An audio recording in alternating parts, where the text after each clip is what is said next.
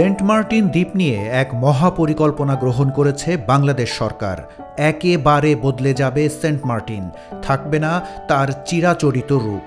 নতুন এই পরিকল্পনায় কমে আসবে দূষণ, রক্ষা পাবে জীববৈচিত্র্য, পাওয়া যাবে আধুনিক সব সুযোগ সুবিধা। বিশ্বব্যাংকের অনুদানে সরকার এই মহাপরিকল্পনা গ্রহণ করেছে। এই প্রকল্পের অধীনে খাবার পানির জন্য প্লাস্টিকের বোতলের পরিবর্তে বসানো হবে এটিএম বুথ, যেখান থেকে কার্ডের মাধ্যমে ইচ্ছে মতো নেওয়া যাবে খাবার পানি।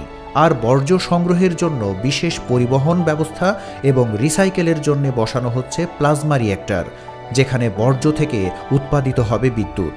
বর্তমানে সেন্ট মার্টিন দ্বীপের প্রায় 10,000 মানুষ প্রায় 4 টন বর্জ্য উৎপাদন করে।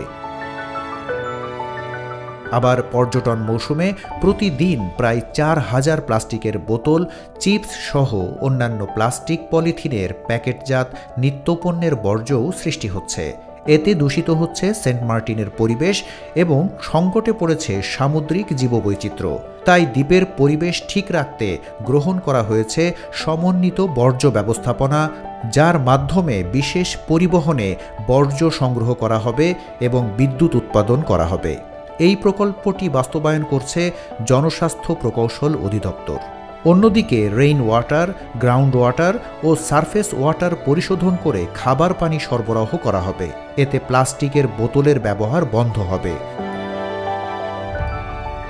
পানি সংগ্রহের জন্য স্থাপন করা হবে এটিএম বুথ, যেখানে কার্ডের মাধ্যমে ন্যূনতম মূল্যে খাবার পানি সংগ্রহ করা যাবে। বর্তমানে সেন্ট মার্টিনে যখন সর্বত্রই পরিবেশ ধ্বংসের কার্যক্রম চলছে, ঠিক এই সময়ে সরকারের এমন উদ্যোগ প্রশংসনীয়। দ্বীপবাসীরা আশা করে সরকারের পরিবেশ বান্ধব এই প্রকল্পটি দ্রুত বাস্তবায়ন হবে। সরকারের এই প্রকল্প বাস্তবায়ন হলে দ্বীপের পরিবেশ দূষণ যেমন কমে আসবে, তেমনি পরিবেশ প্রতিবেশের পাশাপাশি প্রবালসহ সামুদ্রিক জীববৈচিত্র্য রক্ষা পাবে বলে মনে করছেন পরিবেশবাদীরা। বর্তমান অন্তর্বর্তীকালীন সরকার সেন্ট মার্টিনের সুরক্ষায় নানা সিদ্ধান্ত গ্রহণ করেছে। নভেম্বর মাসে পর্যটকেরা সেন্ট মার্টিন দ্বীপে রাত্রি যাপন করতে পারবেন না। ডিসেম্বর ও জানুয়ারি এই 2 মাস পর্যটকেরা সেন্ট মার্টিন ভ্রমণ ও সেখানে রাত্রি যাপনের সুযোগ পাবেন। ফেব্রুয়ারি মাস থেকে সেন্ট মার্টিনে পর্যটকের যাতায়াত বন্ধ থাকবে।